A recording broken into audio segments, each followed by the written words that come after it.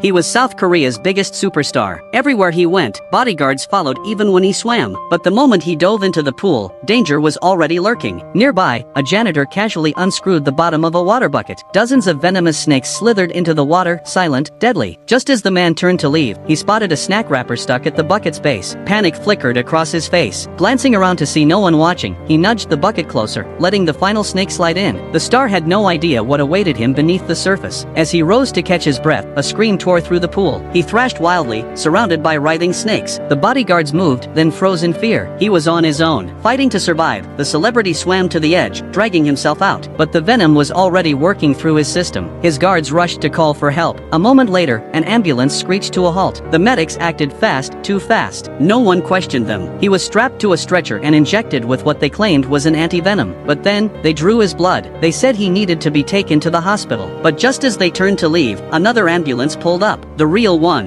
"Which station are you from?" "Yongsan District," one replied hesitantly. "I'm also from Yongsan," the real medic said suspiciously. The imposters panicked. One pulled a knife. The fake ambulance sped away, leaving one man behind to hold off the guards. The bodyguards didn't even fight back. They let it happen. Why? Because they knew who he really was. That superstar? His name was Aoi. Just days earlier, he had held a press conference, confessing to the rape and murder of 10 women 15 years ago. Boldly, he revealed the gunshot scar he'd received from Detective Choi during his final escape. When the metal detector beeped at the exact spot, the crowd gasped. But under Korean law, the statute of limitations had expired. He couldn't be punished. Worse, he wasn't hiding. He published a book, I Am the Killer, detailing every crime. Claimed it was meant to warn society. It sold over 3 million copies in days, making him richer than ever. He even donated the profits to charity, gaining millions of adoring fans who didn't care about his crimes, just his face, his charm, his honesty. He wept in the rain outside victims' homes, begging for forgiveness on camera. His fans swooned. An old man, one of the victims' fathers, finally stepped outside. Aoi offered a smug sorry, grinning. The man slapped him hard. Exactly what Aoi wanted. The media exploded. More fame, more followers. Then he went further, marching into the police station with cameras, confronting Detective Choi. One obsessed fan even tried to shield him from the officer's glare. Aoi mocked the scar he'd left on Choi years ago. Choi spit on him, disgusted. But Aoi just leaned in and whispered something no one else could hear. Whatever he said, it broke the detective. Choi snapped on live TV. Another victory for the monster. But what Aoi didn't know was that the real revenge was already in motion. The families of the victims, those he thought he'd crushed, had formed a secret alliance. And one of them was already closer than he could imagine.